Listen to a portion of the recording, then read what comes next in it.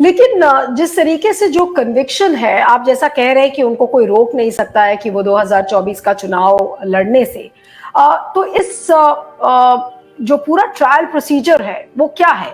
क्या केवल और केवल उनकी छवि को खराब करने के लिए है?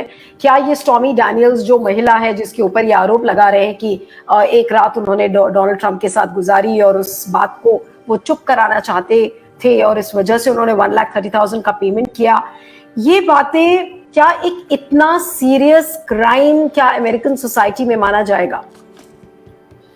देखिए, मुद्दा ये है कि जैसे That's what the point is. देखिए, ये जो केस है कोई आज नहीं चालू हुआ। ये ऐसा नहीं है कि जैसे राहुल गांधी वाला हादसा हुआ कि सडनली पता चला कि डेफेमेशन ट्रायल में आपको ना सीट रद्द हो गई। ये काफ़ी समय से बात चल रही है, ये तो नहीं है कि रातों रात ये घटना हुई।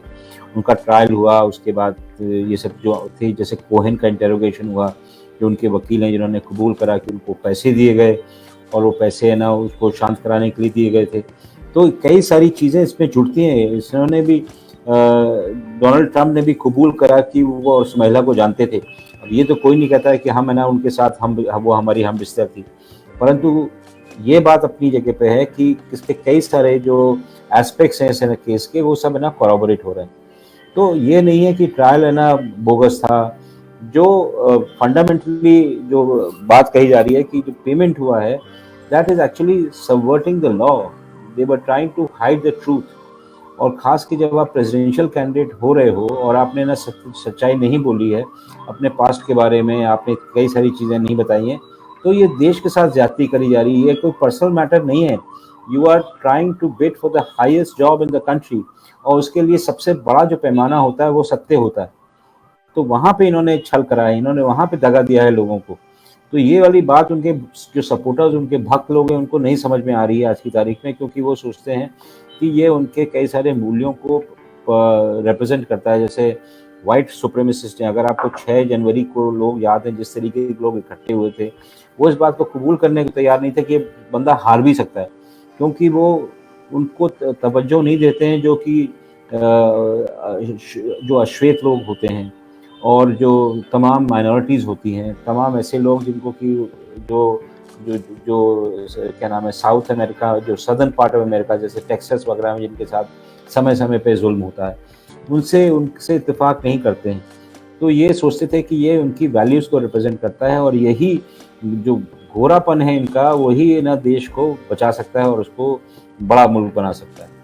तो कहने मतलब ये है कि अमेरिका में हर तरीके से मल्टी रेशल सोसाइटी, इसमें कई सारे लोग हैं जो कि इत्तेफाक नहीं करते। वो सोचते हैं कि उनकी समस्याएं काफ़ी बढ़ गई थी। अगर आप ये याद हो तो जब है ना ट्रंप थे तो रेशल वायलेंस काफ़ी बढ़ गया था, पुलिस और उन सब की जो मुठभेड़ काफ़ी बढ़ गई थी।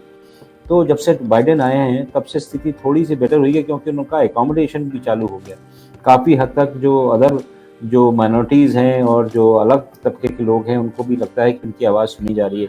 उनकी वाइस प्रेसिडेंट ब्राउन है, उनके तमाम, अगर आप उनका स्पोक्स पर्सन सुनिए तो वो भी कलर्ड हैं। वैसी स्थिति नहीं थी। तो कहने मतलब ये कि ट्रंप और ट्रंप की मानसिकता और ट्रंप की विचारधारा के कई सारे लोग रहेंगे और हरदम रहेंगे, परंतु अगर अमेरिका अपने को डेमोक्रेसी कहता है और अगर मल्टी रेशियल कहता है, तो उसमें ऐसे व्यक्ति की कोई जगह नहीं है। लेकिन जो कल का जो अरेंजमेंट प्रोसीजर था, उसके सबसे बड़े टेकअवेज क्या होंगे? अगर हम अमेरिकन पॉलिटिक्स की बात करें, अगर हम अमेरिकन हिस्ट्री की बात करें, क्योंकि बहुत लोग ये कह रहे हैं कि एक वाटरशेड मोमेंट है, अमेरिका ने कभी भी ऐसा होते हुए नहीं देखा। तो सबसे बड़ा टेकअवे क्या होगा अगर कल के में जो कोर्ट में जब वो आए, पेश हुए, उनका अरेंजमेंट हुआ और चार्जेस को रीड आउट किया गया, तो उससे सबसे बड़ा कल टेक अवे क्या होगा अमेरिकन पॉलिटिक्स के लिए और अमेरिकन हिस्ट्री के लिए? जी संजय। सबसे बड़ा जो इसमें टेक अवे है कि एक राष्ट्रपति को जो होता है ना कि he was made to stand below the law of the land, he is not above the law of the land. पहली बात तो ये है। चाहे वो जितना भी उल जुलूल बात कर ली, उन्होंने कहा कि ऐसा अमेरिका में नहीं हो सकता था, उम्मीद नहीं कर रहे थे, परंतु अभी तक इस वहाँ के इतिहास में इस तरीके का राष्ट्रपति भी नहीं हुआ।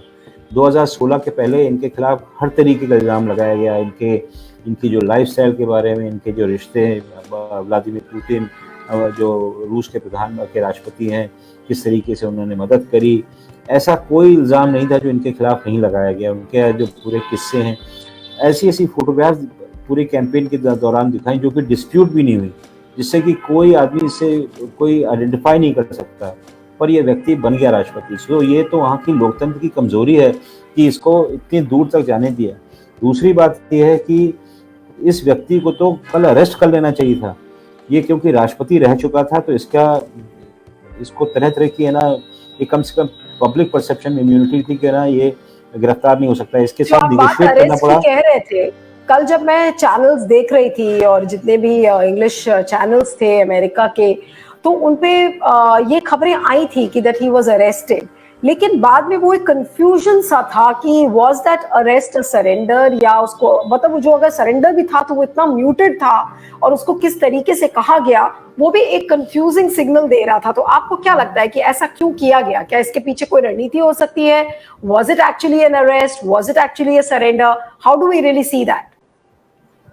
नीलू, जैसे आपने एक शब्द का इस्तेमाल करा था शुरुआती प्रोग्राम की शुरुआत में कि ये सब निगोशिएट करा गया कि है ना ये आएंगे, क्योंकि कुछ हद तक है ना ये जो अमेरिका के लोकतंत्र है उसको ब्लैकमेल भी कर रहे हैं कि मैं अपनी जितनी भी फौज है, जितने भी हमारे सपोर्टर्स हैं, उन सबको सड़क पे ले आऊँगा, इतना बवाल करूँगा कि अगर आपको याद है इनके यहाँ एक रेड हुआ था मार-लागो में, कुछ समय के लिए वो किताबें इनके डॉक्यूमेंट्स वगैरह लिए गए थे। तो उसके बाद जितने भी रेडिंग पार्टी के बंदे थे, जितने भी अफसरान थे, उनको धमकी मिली, उनको प्रोटेक्शन प्रोवाइड करना पड़ा स्टेट को, क्योंकि इनके जितने भी लोग थे, इनके सपोर्टर्स थे, उन्होंने कहा था कि इनको ख़त्म कर देंगे। तो वहाँ पे स्थिति ऐसी हो गई है कि सिविल वॉर वाली स्थिति। तो लॉ एनफोर्समेंट एजेंसीज़ को इनसे नेगोशिएट करना पड़ा कि आप ये करिए, वो करिए, व्यवस्था को बचाने के लिए, नहीं तो ये हो जाएगा। तो इनकी जो पूरी जो अरेंजमेंट देखा गया, it is a manifestation of the blackmail that he represents to the American democracy. Ideally तो इनको गिरफ्तार होना चाहिए था पूरी तरीके से। जब है ना ग्रैंड जूरी, ये नहीं कि आलतू-फालतू कोई छोटे जिले का जज है उसने ना कोई है ना ऑर्डर पास कर दिया। ये नहीं है कि ना इनको कुछ ट्रायल नहीं हुआ और उसके बाद कर दिया गया। ग्रैंड जूरी ने पूरी बातें सुनी, तरह-तरह के प्रमाण पेश हुए, 36 काउंट पे हुआ, इनको देखा गया कि है ना ये इन्वॉल्व्ड है। उसके बाद इनको है ना इनके खिलाफ वर्डिक्ट आया है। ऐसी बात नहीं है कि नहीं हुआ, इनको पता था क्या आने वाला है।